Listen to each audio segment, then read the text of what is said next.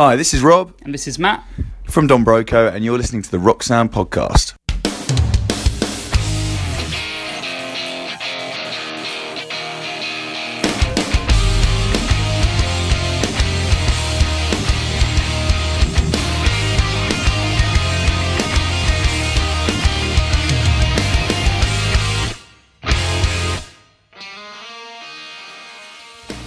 Hello and welcome to the Rock Sound Podcast. I'm Will Cross, junior editor at the magazine. Joining me, as always and forever, Tamsin Wells. Hello. How's it going? It's going pretty good. Good week. It's been a quiet week, but I've got May Day Parade at the weekend, and I'm quietly counting down the seconds until I cry for an hour and a half straight. You're looking like you're buzzing. Yeah, and with confidence as well. It's like the biggest high followed by the lowest low, but also the best type of low. As weird as that sounds. I'm very excited for it. Exactly, that's going to be big. And Mr. Jack Rogers, hello. Hello, Will. How are you? I'm all right, yeah. Steady. Sounding steady. perky. Yeah, I try my best. It's I'm turning 24 in 2 days, so I'm trying Nearly Jack's birthday. Yeah. Yeah, so I'm trying to stay as perky as possible because as I know, like, as everyone goes, oh, it's all downhill from here, which is the hill comes every year, so I'm looking forward to toppling back down after the high that was 23. But there's on my birthday last year, because obviously everyone listens to What's My Age Again by Blink. I listened to Jimmy Eat World 23. Nice. Which was just like very sad. But this year there's not many songs like about being 24. No. Like it's like, oh, you're not worth singing about anymore. Nah. That rhymes. I just written a song. There you go. You can write your own song for turning 24. So, yeah, I'm also very excited to go and see May Day Parade and Ugly Cry. Lovely for stuff. We're an going to hour and a Ugly half. Cry together, aren't yeah. we, Jack? Yeah. What a time it will be. Take pictures. Cool. So last week we had Mr. Nick Martin singing with Sirens on the release day of the amazing Gossip. You've all heard it now. Let us know what you think. It's been really fascinating reading all your opinions online, so keep sending us those. And we had Mr. Matt Welsh as well of While She Sleeps joining us to talk all things You Are Weird DIY success of that album, hitting the top 10 in the UK. Absolutely amazing stuff. And then a few little exclusives as well about where While She Sleeps could go next. So subscribe, let us know what you think. This week we have got an absolute bumper of an episode. We're going to be speaking to Will Gould of Creeper about the theatre of fear and what the future holds for Creeper. We're going to speak to Lights about her new album Skin and Earth and the way that it takes in so many different forms of art, with both being an album and a comic book, and also working with Josh Dunn, of course, of 21 Pilots, and going on tour with Paris. So stay tuned for that. And an absolutely incredible chat. Possibly my favourite interview I've ever done with Bert McCracken of the Used. No spoilers, but stay tuned. But first, Tam's in the news. Let's kick things off then. Mr. Jared Way has said how impressed he was with 21 Pilots' cover of My Chemical Romance's Cancer, which was recorded for Rock Sound's The Black Parade 10th Anniversary Tribute album. If you haven't heard it already, you must have been living under a rock or something, but you can head to rocksound.tv and listen to it there and find out what he said. Linkin Park are celebrating Chester Bennington's life with their favourite video moments, the first of which is now online. Against the Current have a released new track, Legends Never Die, written for League of Legends. It is on the Rock Sound chart, so go and give that a little listen on Spotify. A Day to Remember have dropped the video for We Got This, and they certainly do got this. Attila are back in the studio. Asking Alexandra's as yet untitled new album is being released on December 15th, so Merry Christmas to all Asking Alexandria fans. And leading on to that then, it turns out that Will here can tell the future.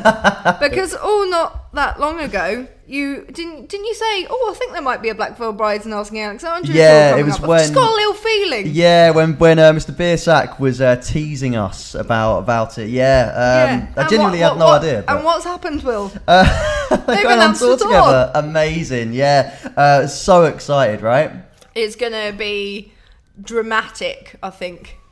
I said that there's going to be like a roller coaster drum kit and pyro and stuff, and I thought they're going to bring the circus, which I think they still might do that. Yeah, yeah. It's nice that it's out in the open. And it's amazing to hear they keep saying we've been playing this for years, and I think it's going to show how long they've been trying to get this together. Yeah, like so much in the pyro. production, and just the reaction online. It was just like inaudible screaming from like everyone around, just like I can't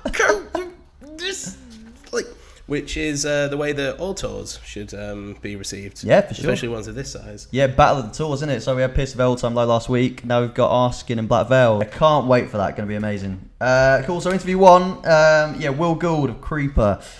We caught up with Will. We're really excited to get him on the podcast. Creeper are planning this very mysterious tour called the Theatre of Fear, which is happening in literal theatres at the end of this year in the UK. So I grilled Will a little bit, and he didn't give it away what it is, because it's very much a secret, but it gives a few interesting clues in the way that obviously Creeper is such a layered band. The way that there are clues and hints online at the moment, and that's going to build as we get to the dates themselves. And then it kind of transformed into a chat about the future of Creeper, and the way that they've already transformed a number of times as a band, even though they are very much still a young band. So yeah, this is Will Gould of Creeper. Thanks so much for coming on the podcast. I've been really excited to get you guys on. So what I wanted to talk about was I want to talk about the Theatre of Fear a bit. You've called it your most ambitious project to date, and it's an event starring Creeper. So I guess without giving away too many spoilers, what can you tell us about it? I guess it's important just to try and explain that it's more like with everything we do, there's always like a certain level of detail to everything, and this one's like no exception.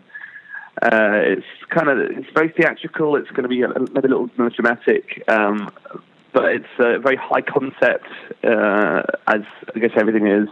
And I suppose if you're attending the tour, the more you pay attention over the next few months to the internet, probably the more rewarding it will be, I guess.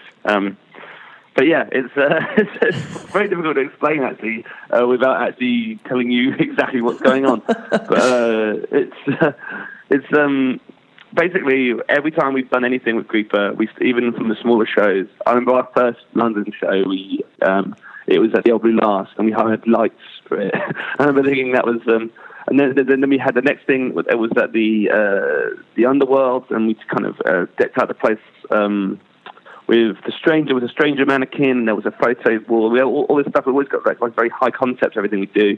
And the same with the tour in March, the one for Tennessee in Your Arms, we had the crucifixes from the videos, and we had a backdrop of the church. It was trying to recreate the church scene from the videos.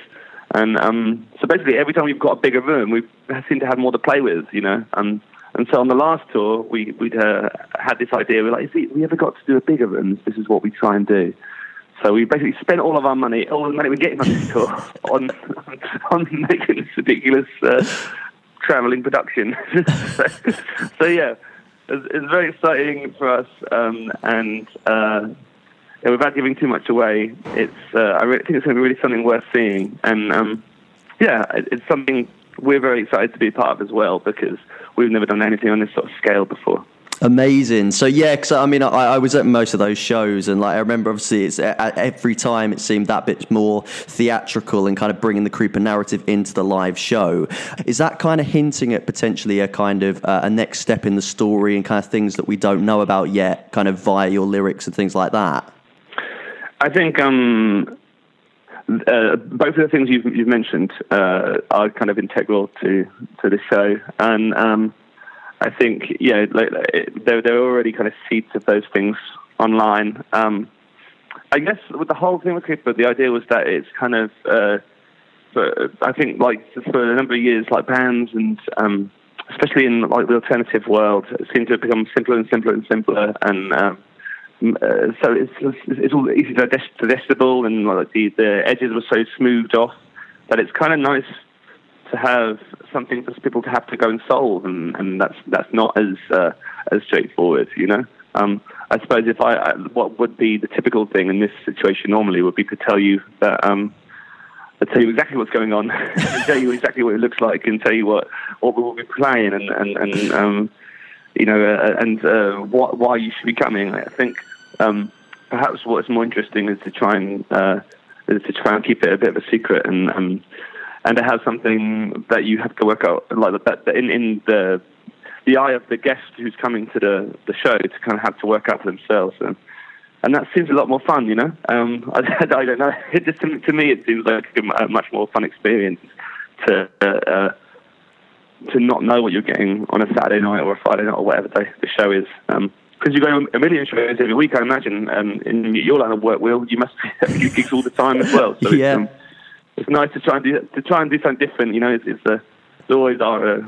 I feel it feels like it's part of our responsibility sometimes as a band. Amazing. So do you think there needs to be kind of more of that then, like in terms of, like you say, I mean, it's kind of the show after show from bands. Do you think it's important that, like what you're doing with Creeper, do you think it is important to kind of give that bit more? And like you say, I mean, obviously the lead up to Eternity in Your Arms was so layered, and, you know, there was so much, all these clues online, and it feels like you're doing that again now with the Theatre of Fear. Do you think that that's as important as simply putting on a great show? I think it's difficult, you know. I think the thing about Creeper is we're very settled on what we're trying to do all the time. We know exactly what our band is what our message is, and what we're trying to do all the time. So, for example, like with this tour, we're trying to offer an escape of sorts, especially, and that's not just this with the tour. Actually, it's with the whole concept of the whole band. It's about escapism. Whereas, like, I don't think that every band needs to be that necessarily. I think there's, like, in punk rock, it's very important to have, like, political punk bands and people who talk about the everyday thing. And a lot of my favourite bands talk about things in a lot more straight up way than what Creeper do. But it's just something that we're interested in. And there were more bands around doing with a similar value to Creeper, like in terms of value system to Creeper, when I was younger. And I think the reason perhaps it seems a little bit more alien now is because those bands aren't as visible these days. And I don't know, it's nice. It's nice to be that band for someone else. And I don't know whether I feel if someone else started doing it, we'd probably lose our USP a little bit. But no, but I think it's a very important thing for young people to have a place they can go and just lose themselves for a bit, especially in 2017. You know, it's the world's so stressful all the time. It's such a dark place. So to have a place, to have a record you can put on and escape into, or to have an event come through and something to look forward to, where you know you're going to get a certain level of experience. I think that's really nice and really valuable. Yeah, for sure. No, I totally agree. I mean, like, 'cause I know you personally, and kind of you guys as a whole are sort of really into Disney and, you know, things like Peter Pan and Studio Ghibli and that sort of thing. Is that a real influence when it comes to all this stuff? Like, are you kind of pulling from things that aren't just music? Yeah, I think most of the time with Creeper, when we're talking about writing songs, we're not talking about music at all. It's really odd. I think the problem is, me and Ian have been writing for so many years prior to Creeper that I feel like we were quite well versed in punk rock and stuff like that. This is not our first band. You know, I see a lot of bands that come out and just go, "Oh, the stories so far are well good. Just do that." And but we've done that already. You know, not like we've had bands we love and we've gone, "Oh, that band's good. Let's just do that." We did that all the time when we were kids. You know, so I think now because we had those bands when we were younger that we just completely worship like that, and now that becomes like less of an importance to us, and we've already kind of got a style you want to go with things, and it's easier it's a lot less exciting to just focus on the music. So pulling from the whole idea for this band came from a trip to Disneyland in California, and on the offset, and that has literally nothing to do with punk rock or with music.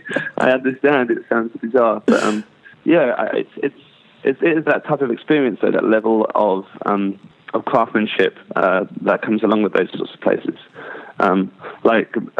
My uncle was a labourer at Disneyland Paris, and he was somebody who painted the pirate ship, the Chicken of the Sea replica in Disneyland Paris. Oh, wow. And I remember as a kid always thinking that was amazing. Like, you know, just a regular person was allowed through this kind of this world that was this kind of fantasy world, and to help build that. I thought that was always very exciting. And I guess in a way that's kind of what we do now. You know, doing that exact same thing. It's just always excited me. I've always been very very interesting. And like film as well is the same sort of thing, you know. Like all of our favourite films are ones that you put on and you can kind of escape into, and there's a world around it.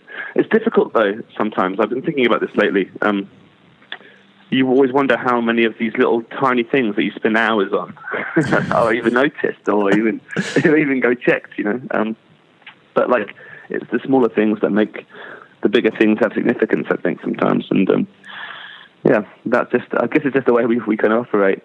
And sometimes maybe it seems to other people a little bit like a little bit silly, because maybe we should be spending more time on like getting a camera photo or something.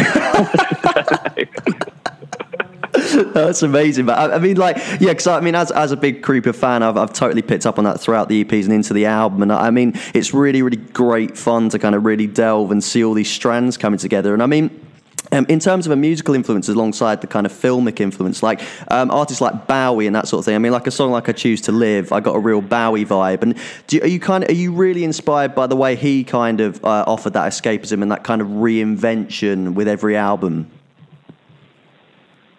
I think in terms of that, David Bowie was my hero growing up, and the basic blueprint of the invention and the chameleon kind of aspect of that, like, it was definitely comes from that place. But also, like, Madonna was I feel like a lot of artists have followed in those sort of footsteps as well, that constant reinvention. And it's I've always noticed about myself that it's been very difficult for me to stay on something for a minute. Like, and my girlfriend always tells me that I've got like tunnel vision, and so I'll be intensely into one thing for like a month, and then and I'll learn everything about it, you know, and then I'll just ditch that and move on to something else intensely onto that for the minute. So I've always struggled to be well-rounded, I think. I'm always very like transfixed on one thing at a time. So like in terms of style as well, like I've had I even during this band, my hair's in so many different lengths. We've had so many, even though it's all the variants of the same thing, because it's very difficult. It's very difficult to stay fixed on one spot on one thing and into one genre of music. That's never appealed to me. Just being into punk rock or just being into, I can never understand people who can do that really, because I always feel like if you're like interested in art, like you'd want to see like the whole spectrum of colors, you know, and the same with music. So yeah, I think that I've always had that natural kind of need to progress and to move into the next skin every time. And so yeah, the I Choose to Live thing is certainly David Bowie influenced. I think like a lot of that era of music is my dad's era of music, and associate it all in one kind of big lump. So like Elton John and I guess like Fleetwood Mac and all of that. I guess even though it kind of spans slightly different eras, one of those kind of those classic rock outfits. I think, you know, it's kind of the greatest kind of rock writing in the world. That stuff's very interesting to us, and trying to fuse that with I guess the more niche hardcore and punk rock influences is the aim of the game on that last record. Amazing, yeah. At least in the last record. It's interesting what you said about really enjoying playing around with the whole kind of spectrum. Having the full album canvas, I mean, it feels like on Eternity, it feels like there is so much going on so many different songs. Did that kind of really play into that then? And you kind of wanted to experiment with, I mean, it fits together brilliantly as a cohesive whole, but did you kind of want to experiment with so many different styles and influences? Well, thank you very much. It was really, really hard to make it kind of cohesively work. Actually, it was a real nightmare. Sometimes it was like a few late nights trying to work that whole thing out. But I think like a lot of the music side of Creeper comes as a reaction to. I think honestly, when I think about some of this stuff, I think. A lot of it just comes from us, like seeing the sort of band that we want to put out, want to be around. What would we be a fan of if we were, if there was another band out, what would we like, and just trying to put that out into the world, Do you reckon that's kind of how you guys are going to carry on? Do you reckon there'll be, the next Creeper album could be completely different things again? I think the next, if we do something again, it's always really hard to know. Like the problem with Creeper is it's such an unusual project.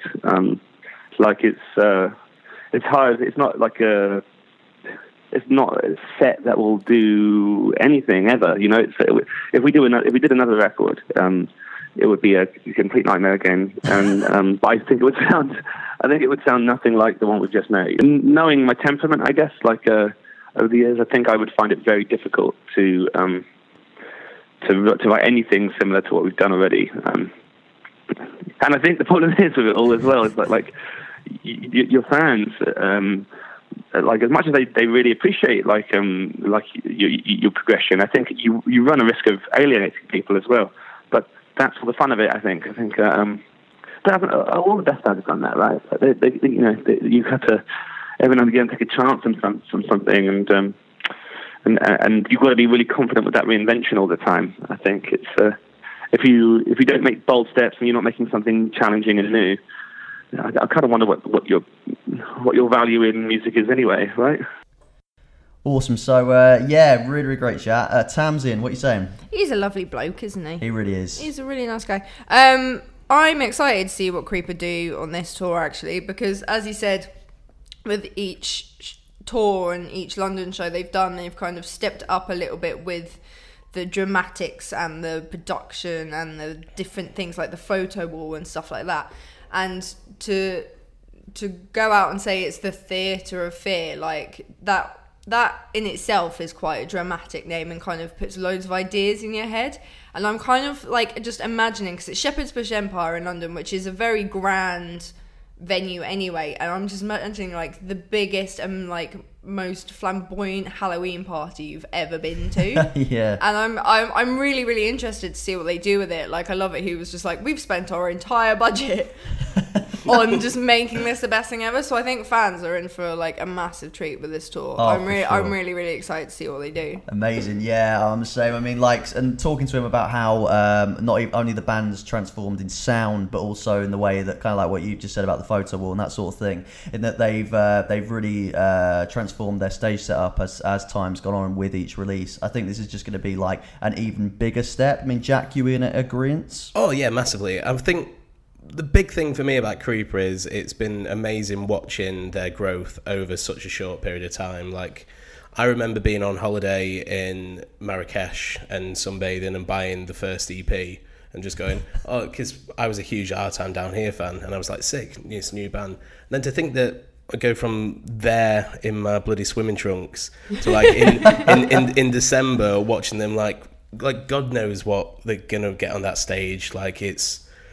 If they spent the whole budget, it's just going to be so flamboyant and huge. And the biggest thing that I thought Will said, it's the mystery of it, because we in the post we got a diary extract from James Scythe for the post, which was just Creeper, you're up to it again. And I was just but it's about that. It's not giving it away and being, and the fact that in that interview Will was you're going to have to wait. And it's just that influence from, back in the days when we didn't have the internet, when we didn't have constant updates from bands, when there was that mystery to things, and the way that they're bringing that back for the new generations and captivating kids, in the way that MCR did 10 years ago. I know it's a really easy comparison to make, but it's the same sort of thing. It's it's sweeping people up in its grandeur, and as he said, it's a lot less exciting when it's just the music.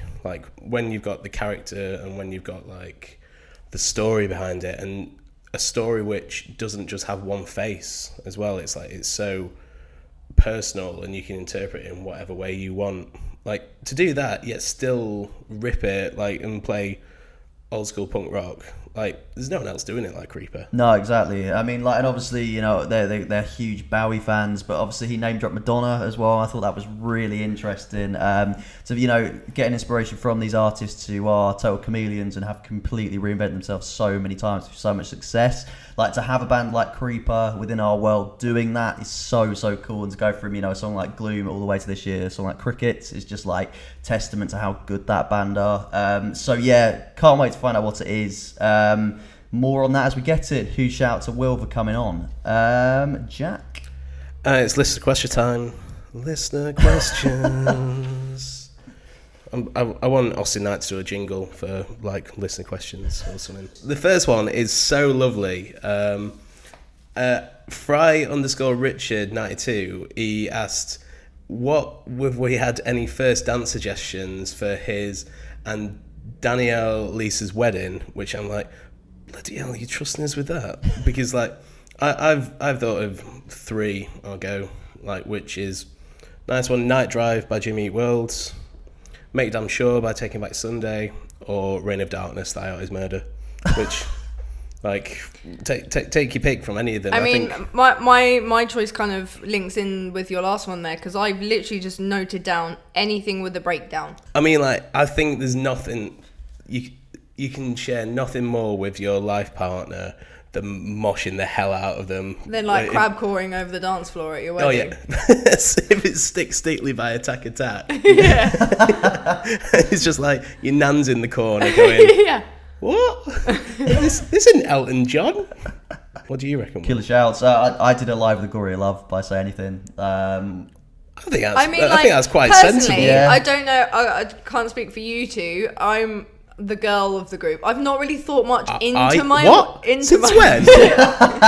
Know me, I'll pick like a State Champ song or something. Yeah. Nice. And just like high kick all over the shop. Yeah. I've got to say, that was a really lovely question, and it really made me smile that someone actually trusted us to say... Trusted us with a really serious Yeah, question, it's and we've really given cool. the most like ridiculous answers. Alltime_Martha asks us what we think the now finished Waterparks album is going to sound like. Which, for one, new Waterparks album coming. Yeah. I feel as though, like, based on the way that their albums have gone from the EPs into Double Dare, I think it's going to be a lot more polished than it was, because the production on those albums has just gone up and up and up. But then also, I think it's either going to be a lot weirder or a lot more plain sailing and straightforward. I don't think there's going to be a middle ground, because I don't think there is with a band like Waterparks. So I think we're either going to get even weirder vocal samples and, like, weird bass solos and, like, guitar licks and loads of synth, or it's just going to be a very serious, very deep, very, like, normal album. Yeah, I mean, I feel like I should sit this out, because I literally spoke to Austin about 2 hours ago about the album. But I will say that I think it's going to be, I think it's going to, a bit like what Will Gould was saying about what future Creeper material. I think it's going to be completely different to what we've heard so far. I mean, he was on our launch special, and he said then that he never wants to do the same thing twice. And I think that that's very, very much going to be the case. But stay tuned. Bops.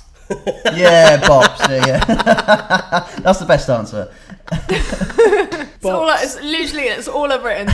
What do I think the new Waterparks album is going to sound like? Bops. Bops and bops and bops. I almost went on. Almost. Which nicely leads on to your next question. I almost fell off my chair then. Yeah. Jade Holmes is done.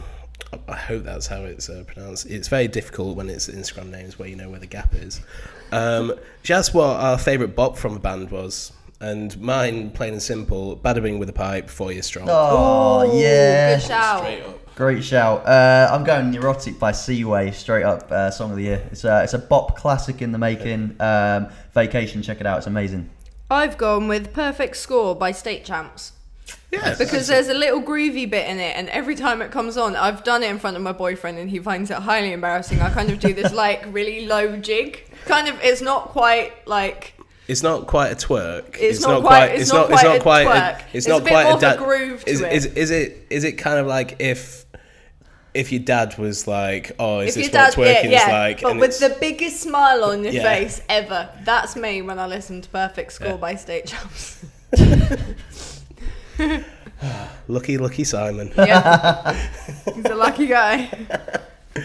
Cheers, lads. That was good. That was very good. Also, shop.roxanne.tv. The thing with Sirens bundles are on sale.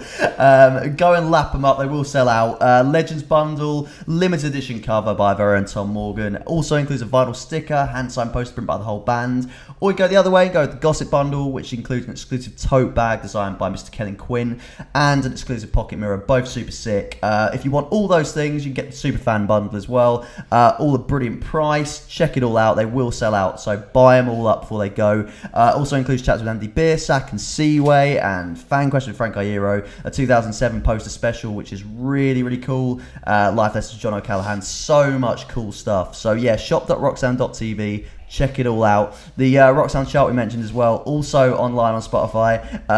Freshly updated. We update it every week with all the best new tunes. If you want a way into the Roxanne world and you just love the Roxanne world and want the best tunes, check it out. Honestly, listen to it every day on the tube. Absolutely amazing. We've added Against the Current this week, Asking Alexandria, so much cool stuff. So check it out on Spotify along with all of our other playlists and subscribe. And our Scuzz TV show is also on TV daily. If you want to read along and watch along with the Current magazine, check out all the tunes. Want to find out new tunes by bands in the mag, check it all out on daily on Scuzz. Interview 2, Lights. We caught up with Light to talk all about Skin and Earth, which is an album, but she also wrote it simultaneously with a comic book. That's the start of a continuation. I mean, if you followed Lights the past 10 years, she's building an absolute world within her music of different characters and also herself, bringing herself into that. So I talked to her about blending art and blending what you could do with so many different kinds of art, and then talked a little bit about the departures on the album as well, and kind of being independent and doing what you want as an artist and doing what's right for you, and also working with of course Mr. Josh Dunn and her current tour with Paris as well in the US. So yeah, here we go. Lights. Thank you so much for taking the time coming on the podcast. Of course, man. Cool. So what we wanted to do with this, we just wanted to chat about Skin and Earth really and kind of go inside it. Skin and Earth itself is this amazing project. Awesome. Cool. So it's this amazing project that's basically an album and a comic book that you've written simultaneously. So take us inside. Where did the idea for that come from in the first place? Well, I think there was a couple of reasons that I wanted to do this in the first place. Like, one of which is I love comics and I love music, and I think there's a lot of crossover in the fan bases too. Every comic fan I know loves music, and vice versa. So I always wanted to try that, and I had never really seen it happen in pop music. It's happened a few times in the alt world here and there, but never really in pop music, and never with a girl. And I always thought it'd be something really cool to try. So I was like, I got to do this. I got to be the one to do this. I got to teach myself how to do it. So I committed to it from the beginning and started writing from this story. And yeah, basically brought a storyline into every songwriting session and started writing from there. And I think another reason that I wanted to do it was because it's my fourth record. I feel like I've said a lot of what I felt liberated to say and needed another perspective in order to pull a side of me out that maybe was hidden. So the character that I created in the comic ended up being sort of a conduit for me to talk about things that I've always wanted to talk about but never really felt like I could say because it was almost too personal. So it kind of took this fictional character for me to be authentic with this next phase of art. Amazing. So the character of N then, is she quite autobiographical? Yeah. It's funny. I initially intended for her to be just this fictional character, but as I wrote her more and more, she became more and more like me. And though she lives in this, her story's fictional. She is a fictional character, but there's a degree of her personality that's quite autobiographical. However you say that, I have no idea how to say it. Autobiographical. There we go. Yeah, so I think I actually tell people sometimes that, like, you can get to know me a little bit through reading this, because she really responds to things the way that I do, and I wrote a lot of myself into her, for sure. Awesome. And as well, because with it being set in a post-apocalyptic landscape and things like that, is it inspired by the kind of maybe certain state of things today, or is it purely fictional, or kind of where did the inspiration for that kind of setting come from?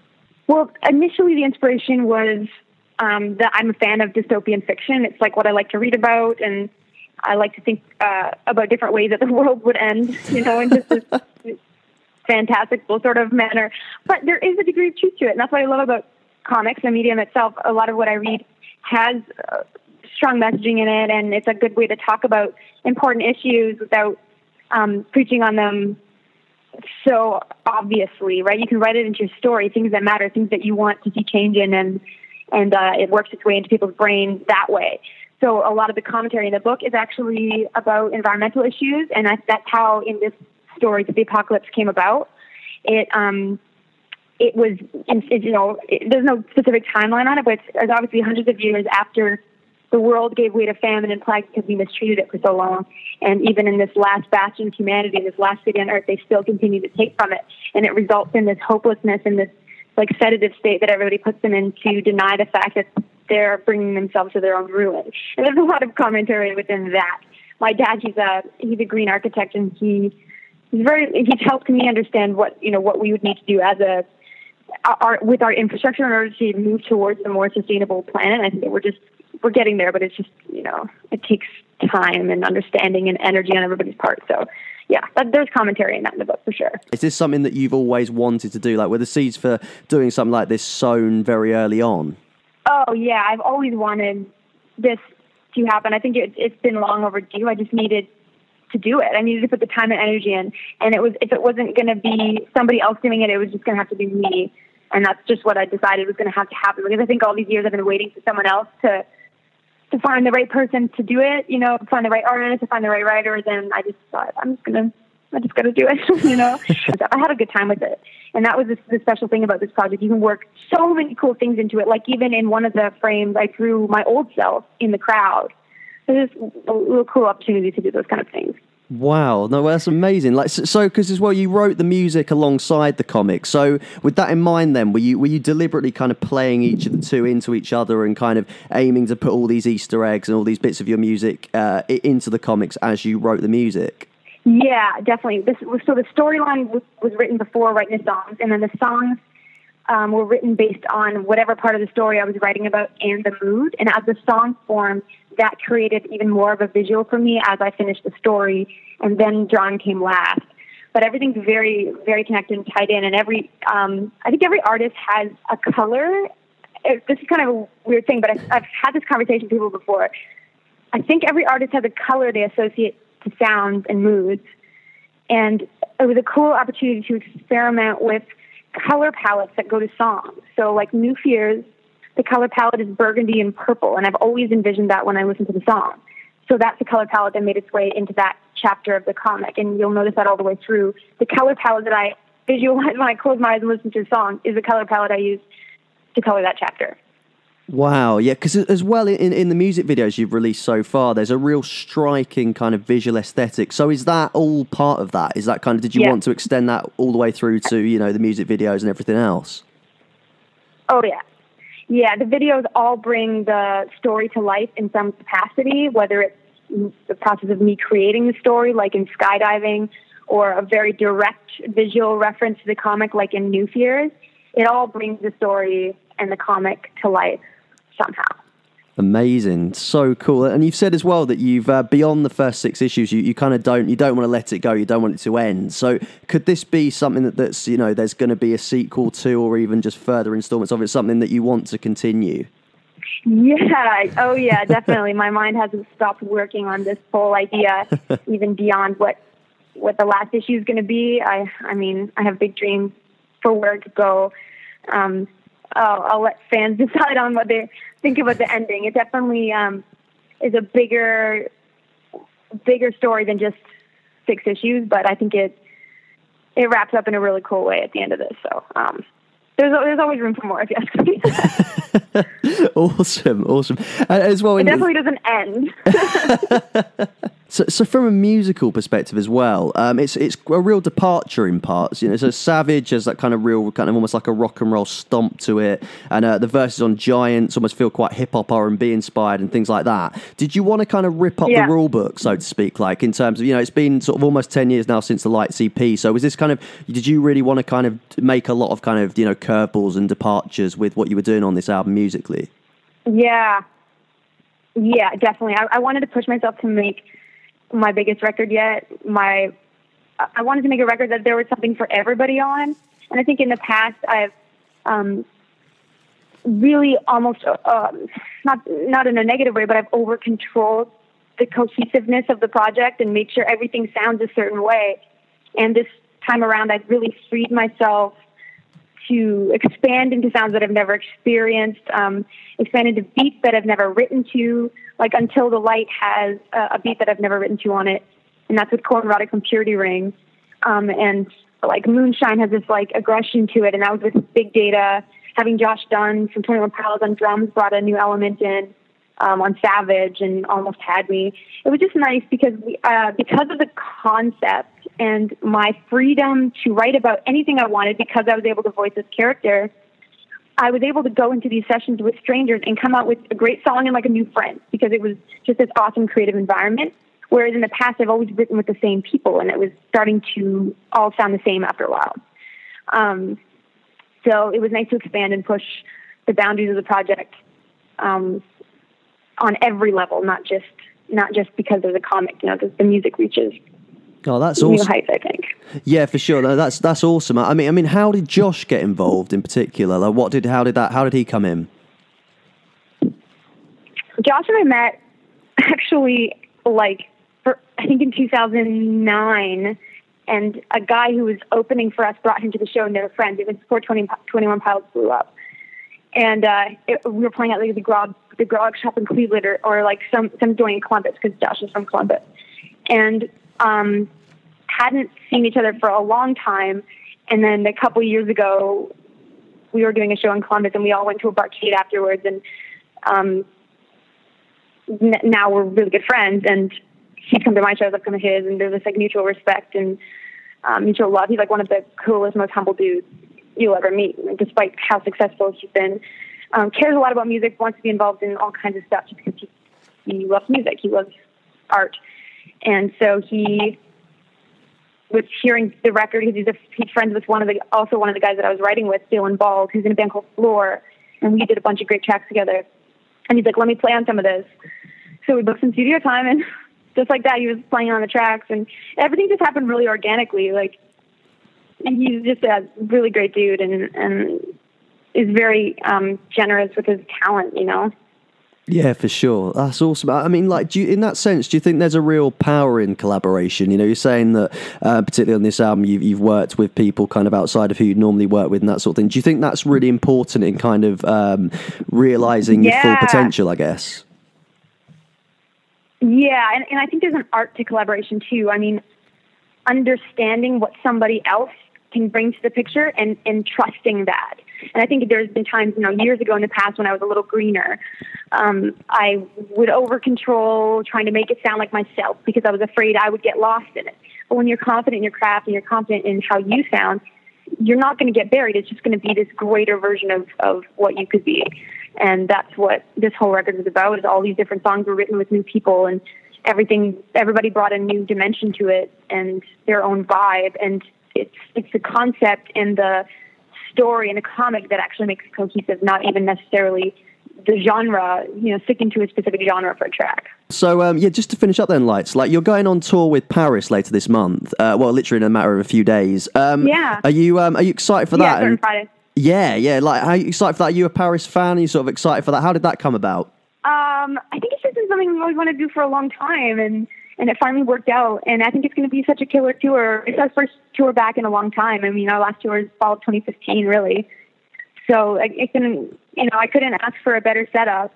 The record comes out the day the tour starts, so we'll be able to play some new tracks, just play to fans that love music and love, you know, female-fronted, fun bands. I mean, it's gonna be a great time. Super cool. Like, yeah, Lights was awesome. A huge shout as well for coming on the podcast. Jack, what did you take from Jack? Well, my main thing is in a scene where it's like a revolving door of bands and artists and styles and ideas. Lights has been a constant for like 10 years now, and both constant in presence, ingenuity, but also like quality of the music that she's making. And to come in 2017 when so many people have replicated what she kind of started, and she's still coming up with ideas like, you know what, I'm going to write a whole comic book. I'm going to write it kind of a bit about me, but also like this, build it on this world which I've invented in my head, and then I'm going to write a concept album about it. Like, not a lot of people can do that, and not a lot of people have the guts to do that, which I think it's just that different level of depth to the music she's making, and like it just astounds me that like even now, like, Light should be massive. She should be absolutely huge. She should be everyone's favorite artist. But just like a positivity towards things as well, and just like how passionate she is about what she's making, and like just how open she is like within the things that she's creating. Like, and I mean, when it comes down to it, Josh Dunn on your album, come on, Mega, come on, like that tune is a absolute. That tune slaps. Oh, man. Like big stuff. And also like touring with Paris, like in 2017, when you've been going for this long and doing stuff, and you're touring with two of the biggest people, or you're touring with one of the biggest bands in our world and working with one of the biggest artists in the world. Like, it doesn't get much better than that. Oh man, she's just straight up revolutionary. I mean, like, you know, we go back in time a little bit, like her dalliances in heavier music, like Bring Me the Horizon, absolute mega banger cover of I Can't See the Light by Architects as well, check that out. And now, yeah, to fast forward to do, you know, all this stuff that she's doing with Skin and Earth, but also, like you say, working with Josh Dunn and touring with Paris, just her ears obviously so close to the ground, and just her, like you say, her positivity while talking to her, like it was so, she's clearly so in tune with music and so many forms of what you can do with art that was very inspiring to hear. I mean, Tamsin, what were you saying? Yeah, I think it's really cool. It's very brave of her to do something quite so different in this sort of modern world of music. The only person that I can think has done something anything remotely similar to this is Avril Lavigne. So take that as you will. Yeah. But I think you know, as we said, she's been at this for a while now. Like she knows what she's doing. She's made all the right friends. I mean, you know, Josh Dunn is quite a good friend to have in your life. And I mean, yeah, just fair play to her, kind of like having some time away. She's been doing the mum thing for a while. I was going to say she's pure scene mama. Yeah, like, yeah. She was like, yeah. Real mama and scene I mama. like, yeah, that whole family is just like couple family goals. Such like a 100%. Such a good-looking family. But yeah, like she's been doing the mum thing, but also kind of, like, as she said, expanding her ears, and not like literally expanding her ears, but as in like playing with sounds and kind of like learning about new genres and different types of music and things that she can incorporate into this sort of project and story. And I think it's really paid off, and like fair play to her for just doing what she wants to do, rather than just being like, oh, I've gone away for a bit, what if no one really cares about me anymore, I'm just going to write a pop banger record. Yeah. Which I think that's she quite easily could have done. Yeah. I think that's something which more bands kind of need to do, because like, you know, there's this, oh, it's not working for us, like, oh, well, I guess we'll just split up or whatever. Yeah. No, if you're passionate about what you're doing, just keep doing it. Like, there's nothing, if 10 people listen, if 10,000 people listen, if you're still being true to yourself and making art which you love and appreciate and that you're still passionate about and you're still pushing yourself, then why the hell not do it? Like, I said, I think Light should be massive, but like, even if she's not, she's one of my little secrets that you can keep and just go, you know what, I know this is brilliant, yeah, and I'm going to stick with that. And that's just as good, right? Oh yeah. I feel as though that's almost as good as going and watching it. It's going and watching it in Wembley Stadium. I'd rather be in an intimate space, like with 100 people who are as passionate about it and just loving every second. Yeah, for sure. Like, super, super cool. Huge shout out to Lights for coming on the podcast. I mean, yeah, just an inspiration to all artists across the board, I think. Awesome stuff. So, yeah, our shouts this week. We're going to link it in with, I talked to Lights a little bit about the power of collaboration. Like I say, I work with Josh Dunn and that sort of thing. So we're going to do the best collaboration. It's a big one this week. I'll dole it out to Tamsin first. I'm going with Yumi at 6 and Ollie Sykes with Nice. Bite My Tongue. Because it's just a rager. Absolute rager. Banger. I like as well that was kind of like a favour after like Josh was on the Bring Me album as well, so it like kind of tied in nicely. Yeah, but I remember hearing that for the first time still on Sinners Never Sleep and just being like, holy moly. Because I wasn't really much Gee whiz. Jesus. I wasn't really much of a Bring Me fan really up until that point, so hearing those kind of two different sides of rock music collide, I think it opened my eyes and ears to the art of Bring Me the Horizon.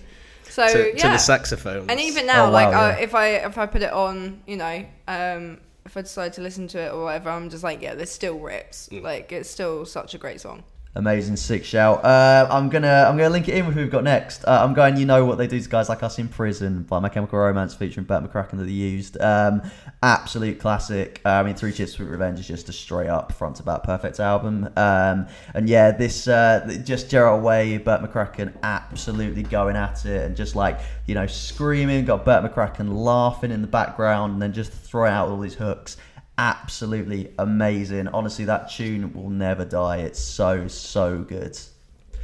I went for a bit of different flavour because rather than just individual tracks, I was a bit like, well, what have like people working together on a bigger scale been like? And then the first one, like, this is left field, but Kanye West Jay-Z Watch the Throne is one of the best rap albums / best albums ever made. Like, those two bounce off each other perfectly. Like, even if you're not a fan of rap, please check that album out. But I went for Hebrews by Say Anything, which is an album, like, it's not the most well-known Say Anything album, but what Matt Spears did on that release, he got together so many people. There was no guitars on it, but the names which he had on there, like, you've got Matt Pryor from the Ghetto Kids, you've got Andy Hull from Manchester Orchestra, you've got Brian Seller from Front Bond, Keith Buckley from Every Time I Die, Tom DeLonge, like, all these people putting their oar in, making this album into the, like, sweeping epic it is. And it's just stunning to see, like, and like to think that all those people at some point passed in and out of a room together and have this kind of like collective piece of art. Like, it is art. It's a weird album. Like, it's weird. It's a very weird album. It'll take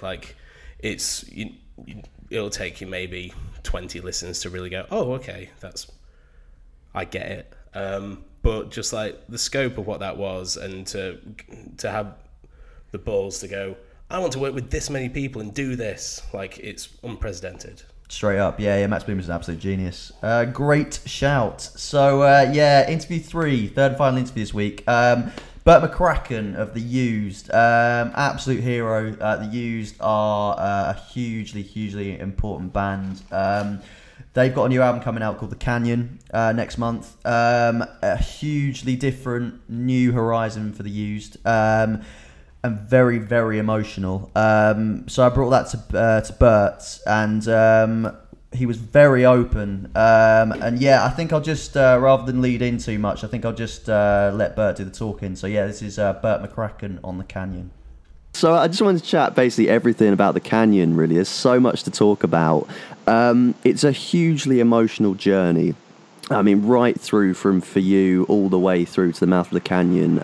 Was this a very cathartic experience? That's a perfect word. That's an absolutely accurate description of such a precious, and words lose meaning so quickly when things become so full of absolute potential and emotion, and when you lose yourself in art, I think it is that kind of religious, cathartic, spiritual, psychic connection and experience. And yeah, working with Ross Robinson really changed everything for the Used, and it wouldn't have worked until now, but now that it happened, it's forever changed everything. We're in a whole new world now. Amazing, because obviously working with Ross as well, like he's famed for really pulling that emotion out and making things highly intense to come up with this amazing art. Like how was working with him? Was it a quite a heavy experience at points? Yeah, beyond. He's very brave. That's the first thing that comes to mind whenever there was a question about how things were going to be recorded or what the process was going to be.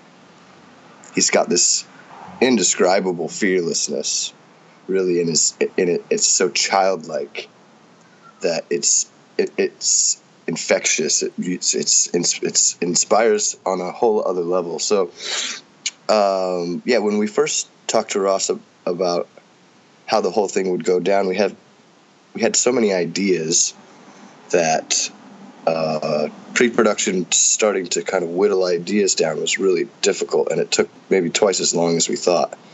But the whole time, he's pretty insistent on having us go for the entire record with no click, which we've kind of, just like bands usually do, we kind of got really, really used to the way that we've been doing it for the past 15 years. And I think initially we were almost adamantly no was the answer. And as things kind of went on, everybody just started to develop a real trusting and loving relationship. And that's one thing that we connected on a whole personal. Another level is just a huge, huge part of every process that went into making this record exactly what it is. And the other level, as far as our comfort zone, was in such a live atmosphere, is where we've developed our sensibility and our kind of I think just a leg to stand on as far as being in a rock band nowadays. It's a big thing. There's a lot that kind of comes along with it, a lot of good, a lot of bad. But what it's about really is communicating on this quote-unquote psychic level, this spiritual level, this mental, personal level. Every day before we'd leave the studio, everybody would hug each other and look each other in the eyes and tell each other, I love you. It's this really crazy phenomena that happens between human beings when you get touched and somebody tells you how they feel about you. It's very, very magic, and we'll never forget it. Wow. So this is, I mean, because you've never held back lyrically really across all of the Used albums. And I read a quote that you wanted to kind of dig deep. You want this to be much more kind of specific in terms of the lyrics. Did that come from that experience then, and that kind of connection, that communication you were having between each other? And was that all inspired by that? Yeah, for the last 2 or 3 years working on these songs, we had 4 or 5 different writing sessions and absolutely no idea what the record could possibly be about, which is very exciting. So it's all up in the air, and like the Used always had, we experiment with lots of different sounds, and we love tons of different types of music. So the amount of material that we had was a bit overwhelming. I think that still, after recording 17 of them, we still have 25 or so that are fully structured out. So the future is bright. Anyways, this idea that approaching a record with a complete open-ended structure, we get to create the system and every intricacy of it from scratch, was getting toward the time where we needed to be recording was really daunting, and started to kind of weigh on my shoulders, and went out to Justin's house around January, just by myself. It was a really quick trip. Spent about 10 days there, just kind of trying to sketch out melodies and really assess what we had. And we had a really personal and powerful moment toward the end of the trip where, I had just on the tour that we had just finished, I had just lost a really, really, really close friend, and it's connected in such a huge way, because for a lot of old school Used fans that know about my relationship with kind of my first love.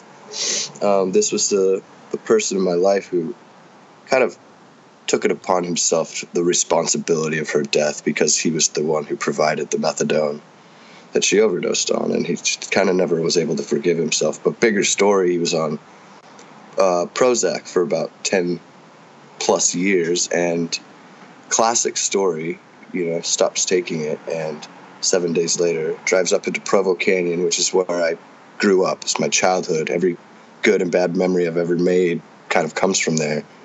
And he put a gun to his head and took his life up there.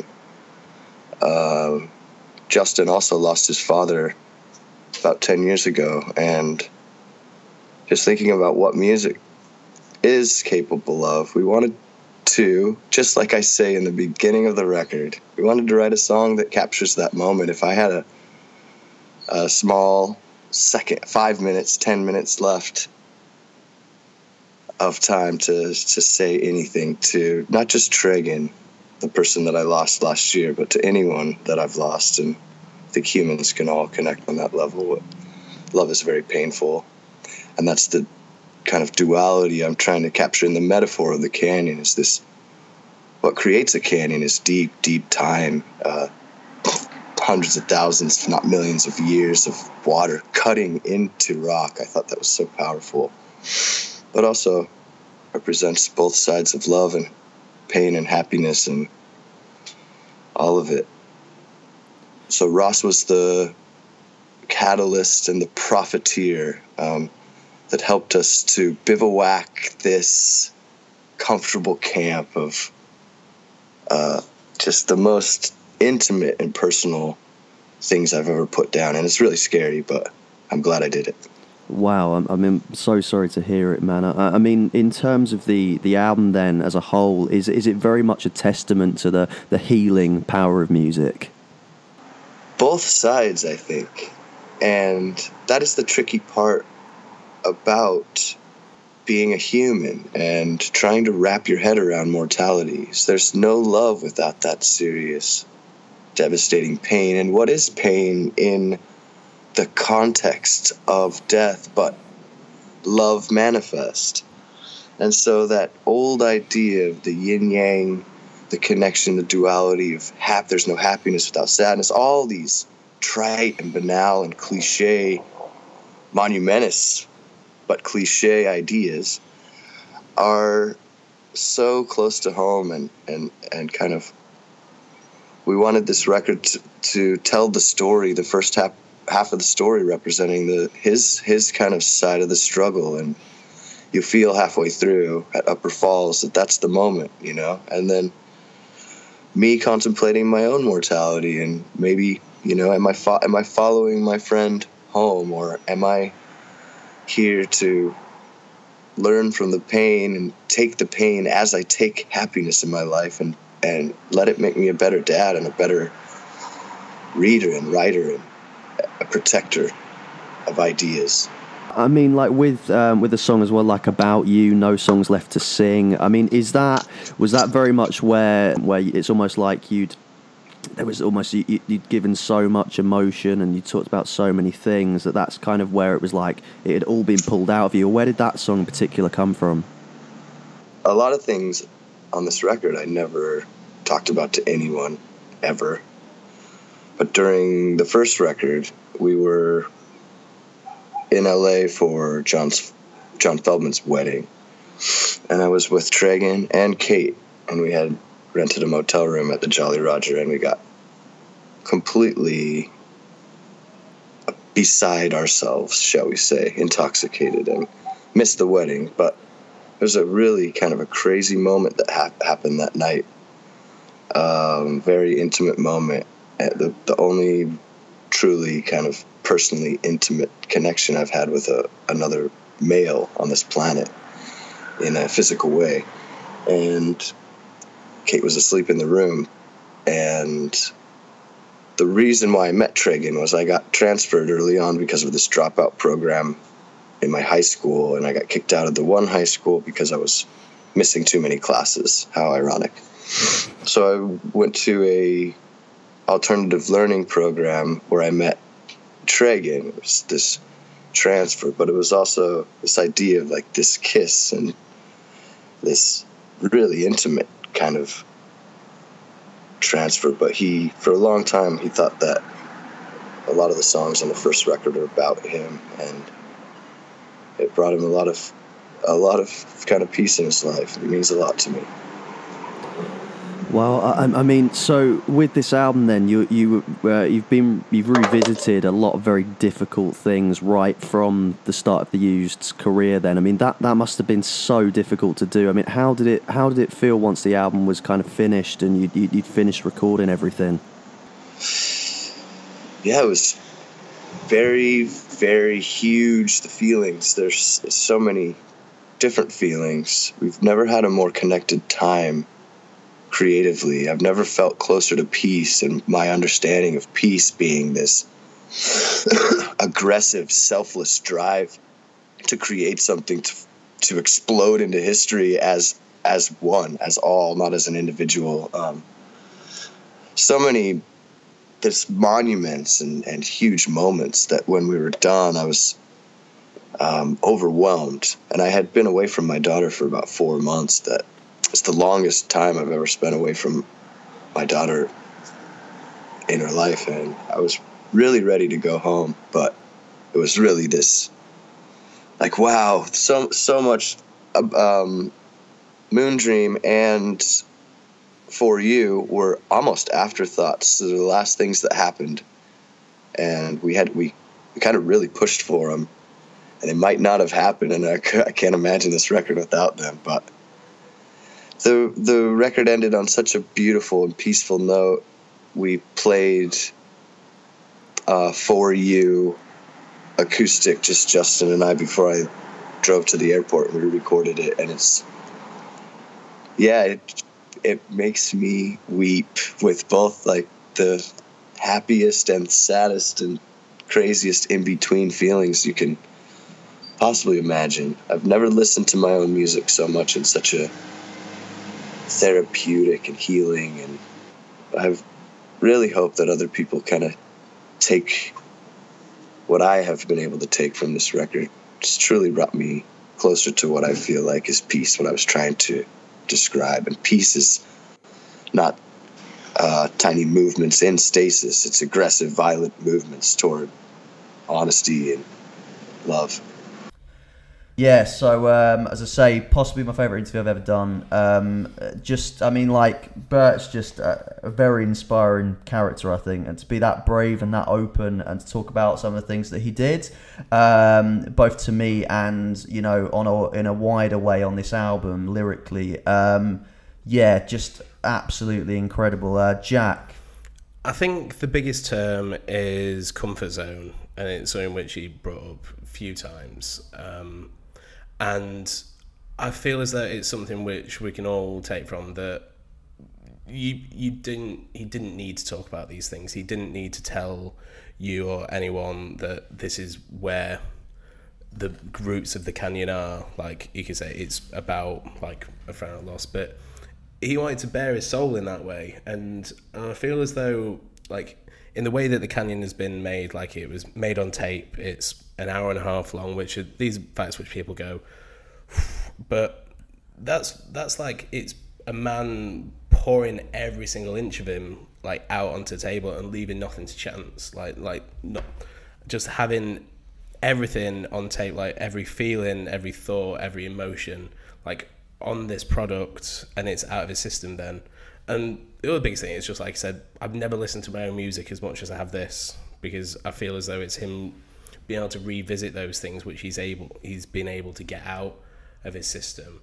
And like, aside, away from music as well, like just to be that honest with yourself and honest with your past and honest with things which have happened which have probably been out of your control, it's astonishing. Like just that chat, it's proper lump in your throat stuff, but for him to be able to share that with us and like be able to go, no, I want to tell this, is just amazing. Yeah, absolutely amazing. It just highlights the the importance of communication and the absolute power of music as well. In terms of, what did you take away from it? I mean, I don't want to talk too much about it because I think everything that needed to be said was said in the interview. He really poured his heart out to you. Yeah, for sure. I mean, it's a bruising listen, but you know, it's an album that you have to listen to from start to end. But if you do and you invest in it and you read Bert's lyrics, it's so rewarding. I think kind of hearing those stories that he was telling you as well, I think when people actually hear these songs and, you know, read the lyrics and things, they're going to start putting things together and taking things from what he said to you and kind of putting their own stories together. So I think it's a really incredible thing that the music's kind of allowed him to get through everything, I suppose. Yeah, for sure. Yeah, I mean, it's. I think it is one of the best things the User's ever done, and a real new horizon. And I just think I don't think anyone this year or in recent years has done something like this with the record, where it's almost like, you know, it's literally a journey, and that you have to read those lyrics and you have to listen, and just the rewards you get back are so huge. So yeah, huge shout out to Bert, absolutely amazing, and yeah, we hope to speak to him again. So shop.rocksound.tv, the Sleeping with Sirens bundles are very much still on sale. If you want to get a limited edition cover done by Mr. Tom Morgan, our designer, you can do that with vinyl sticker and hand-signed poster print by the whole band. That's in the Legends bundle. Or you can go with the Gossip bundle, which is an exclusive tote bag designed by Kellen and an exclusive pocket mirror as well. If you like the sound of all of that, you can go for the Superfan bundle. So it's all there. Buy it all up. Let us know. And yeah, show us pictures with your magazines and let us know what your favourite thing is. Absolutely amazing. Also includes chats with Andy Biersack, Seaway, Frank Iero, John O'Callaghan, 2007 poster special, so much more, so much in there, so proud of it. So yeah, buy it, let us know what you think, and yeah, can't wait to hear from you on that. The Rock Sound chart is on Spotify, subscribe to that, updated weekly, new tunes, Asking Alexandria and Against the Current, absolute bangers. We've also got other players like RS Classics, and emo, and new metal if you want to delve back, or pop sound, all sorts of stuff, every type of music you want, it's all there. So subscribe to us on Spotify and let us know what your favourite tunes are. And finally, our Scuzz TV show is also on daily. It links in with the magazine. So if you want to find out some information and very cool facts about the newest bangers from all the bands included in the magazine this month, check it out daily, read along, watch along. Let us know your favourites. Cool, so come to an end. Again, I'd say it always goes too quick. Guys, had a good time? Always. Always a lovely time. Always. I mean, you can join us next week when me and Jack will have no voices left from literally screaming our guts out. Yeah. I am definitely planning on like next week's just like a week of not talking, and then by the time we get here, it's like welcome back to the Rock Sound podcast. Yeah. So that'll be really interesting for you. Yeah, stay tuned for that. We are going to be speaking. You've a bit like with Patty a few weeks ago. You've been asking every week for Mr. Frank Iero, so we got him. So that's going to be next week when we're talking to Frank. Absolutely amazing chat. So get excited for that. And also the return of I hinted at it earlier, Mr. Austin Knight, telling us everything about album 2. So stay tuned for all that. Going to be amazing, guys. We'll see you next week. Bye bye. Love you.